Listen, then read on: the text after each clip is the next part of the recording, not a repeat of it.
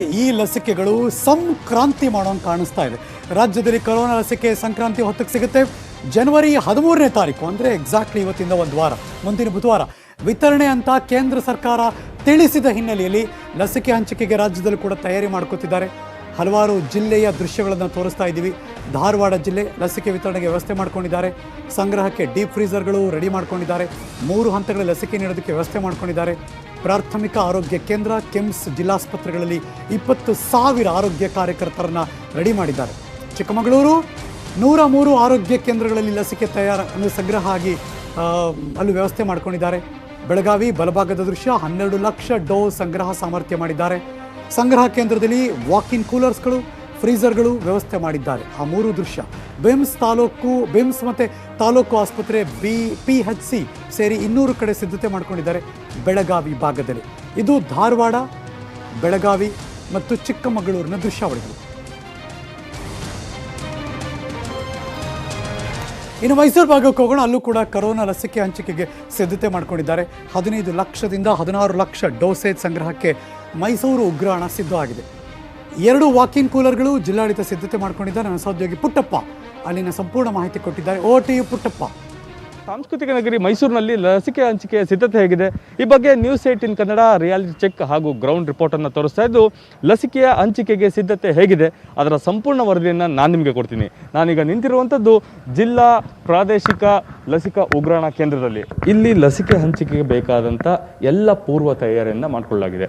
ಈಗ ಇಲ್ಲಿಟ್ಟಿರುವಂಥದ್ದು ಫ್ರೀಜರ್ಗಳು ಹಾಗೂ ದೊಡ್ಡದಾದಂಥ ಒಂದು ಕೂಲರ್ಗಳು ಮತ್ತು ವಿವಿಧ ರೀತಿಯಾದಂಥ ಲಸಿಕೆಗಳನ್ನು ಈಗಾಗಲೇ ಸಂಗ್ರಹ ಮಾಡಿ ಇಟ್ಕೊಳ್ಳಲಾಗಿದೆ. ಅದರ ಜೊತೆಯಲ್ಲಿ ಕೊರೋನಾ ಲಸಿಕೆ ಬಂದರೆ ಅದನ್ನೂ ಸಹ ಸಂಗ್ರಹ ಮಾಡೋದಕ್ಕೆ ಎಲ್ಲ ರೀತಿಯಾದಂಥ ಪೂರ್ವ ತಯಾರಿಯನ್ನು ಮಾಡಿಕೊಳ್ಳಲಾಗಿದೆ. ಇದರ ಒಳಭಾಗಕ್ಕೂ ಸಹ ನಾವು ಹೋಗ್ತೀವಿ. ಇದು ವ್ಯಾಕ್ಸಿನ್ ರೂಮ್ ಆಗಿದೆ. ವ್ಯಾಕ್ಸಿನ್ ರೂಮ್ನಲ್ಲಿ ಯಾವ ರೀತಿಯಾದಂಥ ಸಿದ್ಧತೆ ಇದೆ, ವಾಕಿಂಗ್ ಕೂಲರ್ಸ್ ಅನ್ನೋ ಒಂದು ದೃಶ್ಯಗಳು ಸಾಮಾನ್ಯ ಜನರಿಗೆ ನಿಜವಾಗ್ಲೂ ಅದರ ಕಲ್ಪನೆಯೂ ಸಹ ಇರೋದಿಲ್ಲ. ವಾಕಿಂಗ್ ಕೂಲರ್ಸ್ ಅಂದರೆ ಒಬ್ಬ ವ್ಯಕ್ತಿ ಒಳಗಡೆ ಓಡಾಡಿಕೊಂಡು ಔಷಧಿಗಳನ್ನು ಶೇಖರಣೆ ಮಾಡುವಂಥ ಒಂದು ಸ್ಥಳಕ್ಕೆ ವಾಕಿಂಗ್ ಕೂಲರ್ ಅಂತ ಹೇಳ್ತಾರೆ. ಅದಕ್ಕೆ ಬೇಕಾದಂಥ 2 ವಾಕಿಂಗ್ ಕೂಲರ್ಸ್ಗಳು ಈಗ ಮೈಸೂರಿನಲ್ಲಿದೆ. ನೀವು ನೋಡ್ತಾ ಇರುವಂಥ ದೃಶ್ಯ ಈಗ ವಾಕಿಂಗ್ ಕೂಲರ್ಸ್ನ ದೃಶ್ಯಗಳು. ನ್ಯೂಸ್ 18 ಕನ್ನಡದ ಎಕ್ಸ್ಕ್ಲೂಸಿವ್ ದೃಶ್ಯಗಳಲ್ಲಿ ನೀವು ನೋಡ್ತಾ ಇದ್ದೀರಾ. ವಾಕಿಂಗ್ ಕೂಲರ್ಗಳನ್ನು ನೀವು ನೋಡ್ತಾ ಇದ್ದೀರಾ. ಇಲ್ಲಿ ನಾವು ನನ್ನ ಕ್ಯಾಮ್ರಾಮನ್ಗೆ ತೋರಿಸುವಂಥ ಒಂದು ಪ್ರಯತ್ನ ಮಾಡ್ತೀವಿ. ಇದು ಟೆಂಪ್ರೇಚರ್ ಅಂದರೆ ಎಷ್ಟು ಡಿಗ್ರಿಯ ಒಳಗಡೆ ಟೆಂಪ್ರೇಚರ್ ಇಡಬೇಕು ಅನ್ನೋ ನಿಟ್ಟಿನಲ್ಲಿ ಇದನ್ನು ತೋರಿಸ್ತಾ ಇದ್ದಾರೆ. ನಾವು ದೃಶ್ಯಗಳು ಸಹ ನೋಡ್ಬೋದು. 2.6 ಇಂದ 2.9 ಈಗ ಸದ್ಯಕ್ಕೆ ಒಂದು ಟೆಂಪ್ರೇಚರ್ ಈ ಒಂದು ವಾಕಿಂಗ್ ಕೂಲರ್ನಲ್ಲಿ ತೋರಿಸ್ತಾ ಇದೆ. ಇದನ್ನು ಇವರು ಅಡ್ಜಸ್ಟ್ಮೆಂಟ್ ಮಾಡಿಕೊಂಡು ಕೊರೋನಾ ಲಸಿಕೆಗೆ ಯಾವ ಟೆಂಪ್ರೇಚರ್ನಲ್ಲಿ ಇಡಬೇಕು ಅದಕ್ಕೆ ಬೇಕಾದಂಥ ಎಲ್ಲ ಟೆಂಪ್ರೇಚರನ್ನು ಈ ಒಂದು ವಾಕಿಂಗ್ ಕೂಲರಲ್ಲಿ ಇಡ್ಬೋದು. ಇದರ ಒಳಭಾಗದ ದೃಶ್ಯಗಳು ಹೇಗಿರುತ್ತೆ? ಹಾಗಾದರೆ ಒಳಭಾಗಕ್ಕೂ ಹೋಗುವಂಥ ಒಂದು ಪ್ರಯತ್ನ ಮಾಡೋಣ. ಇಲ್ಲಿರುವಂಥ ಎಲ್ಲ ಸಿಬ್ಬಂದಿಗಳು ಕೊರೋನಾ ಲಸಿಕೆಯನ್ನು ಶೇಖರಣೆ ಮಾಡೋದಕ್ಕೆ ಎಲ್ಲ ರೀತಿಯಾದಂಥ ಸಿದ್ಧತೆಗಳನ್ನು ಮಾಡ್ಕೊಳ್ತಾ ಇದ್ದಾರೆ. ನಾವೀಗ ಒಳಭಾಗಕ್ಕೆ ಸಹ ಹೋಗ್ತಾ ಇದ್ದೀವಿ. ಒಳಭಾಗದಲ್ಲಿ ಯಾವ ರೀತಿಯಾದಂಥ ಒಂದು ಚಿತ್ರಣ ಇದೆ ನಿಮಗೆ ತೋರಿಸುವಂಥದ್ದು ಪ್ರಯತ್ನವನ್ನು ಮಾಡ್ತೀವಿ.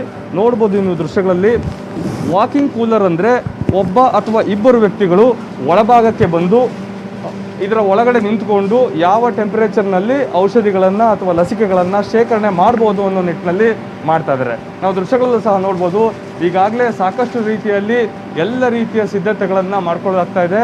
ಇದು ಬೇರೆ ಬೇರೆ ಔಷಧಿಗಳು ಅಂದರೆ ಕೊರೋನಾವನ್ನು ಹೊರತುಪಡಿಸಿ ಬೇರೆ ಬೇರೆ ವ್ಯಾಕ್ಸಿನ್ಗಳು ಏನಿತ್ತು ಅವುಗಳನ್ನು ಈಗ ಸದ್ಯಕ್ಕೆ ಶೇಖರಣೆ ಮಾಡ್ಕೊಂಡಿದ್ದಾರೆ.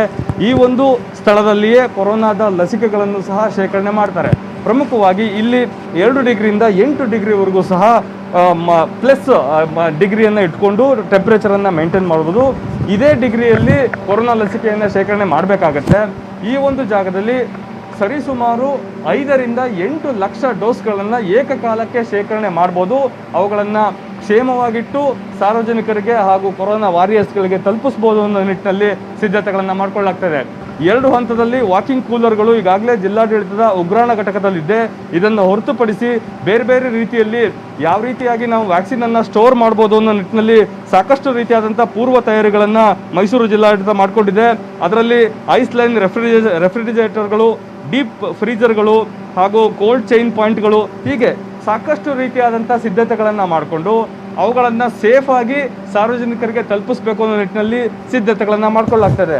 ನ್ಯೂಸ್ 18 ಕನ್ನಡದಲ್ಲಿ ವಾಕಿಂಗ್ ಕೂಲರ್ನ ಎಕ್ಸ್ಕ್ಲೂಸಿವ್ ದೃಶ್ಯಗಳನ್ನು ನೋಡ್ತಾ ಇದ್ದೀರಾ. ಇದು ಕೊರೋನಾ ಲಸಿಕೆಯನ್ನು ಸಾರ್ವಜನಿಕರಿಗೆ ಹಾಗೂ ಕೊರೋನಾ ವಾರಿಯರ್ಗೆ ನೀಡೋದಕ್ಕೆ ಮೈಸೂರಿನಲ್ಲಿ ಆಗಿರುವಂಥ ಒಂದು ಸಿದ್ಧತೆ. ಆ ನಿಟ್ಟಿನಲ್ಲಿ ಮೈಸೂರು ಜಿಲ್ಲಾಡಳಿತ ಕೊರೋನಾವನ್ನು ಓಡಿಸೋದಕ್ಕೆ ಸಾರ್ವಜನಿಕರ ರಕ್ಷಣೆಗೆ ಸಮರ್ಥವಾಗಿ ಸಜ್ಜಾಗಿದೆ ಅಂತಲೇ ಹೇಳ್ಬೋದು. ಮಧು ಜೊತೆ ಪುಟ್ಟಪ್ಪ, ನ್ಯೂಸ್ 18 ಕನ್ನಡ, ಮೈಸೂರು. ಹುಬ್ಬಳ್ಳಿ ಧಾರವಾಡದಲ್ಲಿ ಕೊರೋನಾ ವ್ಯಾಕ್ಸಿನ್ ಹಂಚಿಕೆಗೆ ಎಲ್ಲ ರೀತಿ ಸಿದ್ಧತೆ ಮಾಡಿಕೊಳ್ಳಲಾಗಿದೆ. ಹುಬ್ಬಳ್ಳಿ ಕಿಮ್ಸ್ ಜಿಲ್ಲಾಸ್ಪತ್ರೆ, ತಾಲ್ಲೂಕು ಆಸ್ಪತ್ರೆ ಹಾಗೂ ನಗರ ಕೇಂದ್ರಗಳಲ್ಲಿ ಲಸಿಕೆ ಸಂಗ್ರಹಕ್ಕೆ ವ್ಯವಸ್ಥೆ ಮಾಡಿಕೊಂಡಿದ್ದಾರೆ. ನನ್ನ ಸಹೋದ್ಯೋಗಿ ಪರಶುರಾಮ್ ತಹಸೀಲ್ದಾರ್ ಅಲ್ಲಿನ ಪ್ರತ್ಯಕ್ಷ ವರದಿ ಕೊಟ್ಟಿದ್ದಾರೆ. ಬನ್ನಿ ನೋಡೋಣ. ನಾನೀಗ ಹುಬ್ಬಳ್ಳಿಯ ಚಟಗುಪ್ಪೆ ಆಸ್ಪತ್ರೆಯಲ್ಲಿದ್ದೀನಿ. ಈ ಒಂದು ನಗರ ಆರೋಗ್ಯ ಕೇಂದ್ರದಲ್ಲಿ ಯಾವ ರೀತಿ ಲಸಿಕೆಗಳನ್ನು ವಿತರಣೆಗೆ ಸಿದ್ಧತೆ ಮಾಡಿಕೊಳ್ಳಲಾಗಿದೆ ಅನ್ನೋದನ್ನ ನೋಡ್ಕೊಂಡು ಬರೋಣ. ಇದು ಏನು ಚಟಗುಪ್ಪೆ ಆಸ್ಪತ್ರೆ, ಇಲ್ಲಿ ಸಾಕಷ್ಟು ಜನ ಬಡ ರೋಗಿಗಳು ಪ್ರತಿನಿತ್ಯ ಆಗಮಿಸ್ತಾ ಇರ್ತಾರೆ. ಹೀಗಾಗಿ ಇಲ್ಲಿ ಮಕ್ಕಳಿಗೆ ಪೋಲಿಯೋ ಲಸಿಕೆಯಿಂದ ಹಿಡಿದು ಹಂತ ಹಂತವಾಗಿ ನೀಡಬಹುದಾದಂತಹ ಲಸಿಕೆಗಳನ್ನು ನೀಡಲಿಕ್ಕೆ ಸಿದ್ಧತೆ ಮಾಡಿಕೊಳ್ಳುವಂತಹ ಒಂದು ವ್ಯವಸ್ಥೆ ಇಲ್ಲಿದೆ.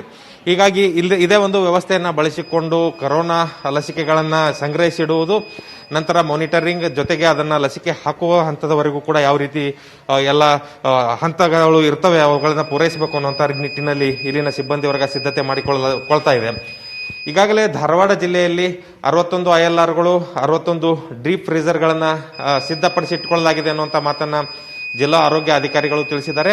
ಈ ಒಂದು ILR ಮಷೀನ್ ಅನ್ನ ದೃಶ್ಯದಲ್ಲಿ ಗಮನಿಸಬಹುದು. ಇದೇ ಒಂದು ಮಷೀನ್ಗಳಲ್ಲಿ ಕೊರೋನಾ ಲಸಿಕೆಗಳನ್ನ ಏನು ಸಂಗ್ರಹಿಸಿ ಇಡಲಾಗ್ತದೆ. ನಂತರ 3 ಹಂತದಲ್ಲಿ ಅವುಗಳನ್ನ ವಿತರಣೆ ಮಾಡಬೇಕು ಅನ್ನುವಂಥ ನಿಟ್ಟಿನಲ್ಲಿ ಕೂಡ ತಯಾರಿ ಮಾಡಲಾಗಿದೆ.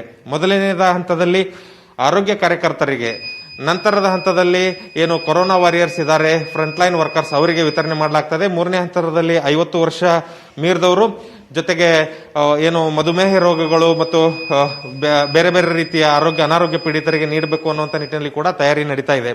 ಇನ್ನೊಂದೆಡೆ ಇವುಗಳನ್ನ ಏನು ILRಗಳಲ್ಲಿ ಸಂಗ್ರಹಿಸಲಾಗ್ತದೆ ಅವುಗಳನ್ನ ಡೀಪ್ ಫ್ರೀಜರ್ನಲ್ಲೂ ಕೂಡ ಇಟ್ಟು ಲಸಿಕೆಗಳನ್ನ ವಿತರಣೆ ಮಾಡ್ಕೊಳ್ಳಿಕ್ಕೆ ತಯಾರಿ ಮಾಡಲಾಗ್ತಾ ಇದೆ. ಇವೇನು ಬಾಕ್ಸ್ಗಳು ಕಾಣ್ತಾ ಇದಾವೆ, ಇದು ಒಂದು ಬಾಕ್ಸ್ಗಳ ಮೂಲಕ ಅವುಗಳನ್ನು ತೆಗೆದುಕೊಂಡು ಹೋಗಿ ಏನು ಲಸಿಕೆ ನೀಡುವಂತ ಜಾಗವಿದೆ ಅಲ್ಲಿಗೆ ತೆಗೆದುಕೊಂಡು ಹೋಗಿ ಲಸಿಕೆಗಳನ್ನ ಹಾಕಲಾಗ್ತದೆ. ಈ ನಿಟ್ಟಿನಲ್ಲಿ ಜಿಲ್ಲಾಡಳಿತ ಸಂಪೂರ್ಣ ಸಿದ್ಧತೆಗಳನ್ನು ಮಾಡಿಕೊಂಡಿದೆ. ಪ್ರತಿಯೊಂದು ಹಂತದಲ್ಲಿಯೂ ಯಾವುದೇ ಅಡಚಣೆ ಆಗದಂತೆ ತಯಾರಿಗಳನ್ನು ಮಾಡಿಕೊಂಡಿದೆ. ಜೊತೆಗೆ ಧಾರವಾಡ ಜಿಲ್ಲೆಯಲ್ಲಿ 1ನೇ ಹಂತದಲ್ಲಿಯೇ ಸುಮಾರು 21,000 ಆರೋಗ್ಯ ಕಾರ್ಯಕರ್ತರಿಗೆ ಈಗಾಗಲೇ ಲಸಿಕೆ ಕೊಡಬೇಕು ಅನ್ನುವಂಥ ಲಿಸ್ಟ್ ಅನ್ನು ಕೂಡ ಸರ್ಕಾರಕ್ಕೆ ಕಳುಹಿಸಲಾಗಿದೆ. ಈ ನಿಟ್ಟಿನಲ್ಲಿ ಜಿಲ್ಲಾಡಳಿತ, ಆರೋಗ್ಯ ಇಲಾಖೆ ಸಿಬ್ಬಂದಿಗಳು, ಜೊತೆಗೆ ತಾಲೂಕು ಆಸ್ಪತ್ರೆ, ಜಿಲ್ಲಾಸ್ಪತ್ರೆ, ಕಿಮ್ಸ್ ಆಸ್ಪತ್ರೆ ಮತ್ತು ಖಾಸಗಿ ಆಸ್ಪತ್ರೆ ಸೇರಿದಂತೆ ಪ್ರಾಥಮಿಕ ಆರೋಗ್ಯ ಕೇಂದ್ರಗಳು ಮತ್ತು ನಗರ ಆರೋಗ್ಯ ಕೇಂದ್ರಗಳಲ್ಲಿಯೂ ಕೂಡ ಸಕಲ ಸಿದ್ಧತೆಗಳು ಆಗಿರುವುದು ಕಂಡು ಬರ್ತಾ ಇದೆ. ಕ್ಯಾಮರಾ ಪರ್ಸನ್ ರಾಕೇಶ್ ಜೊತೆ ಪರಶುರಾಮ್ ತಹಶೀಲ್ದಾರ್, ನ್ಯೂಸ್ 18 ಕನ್ನಡ.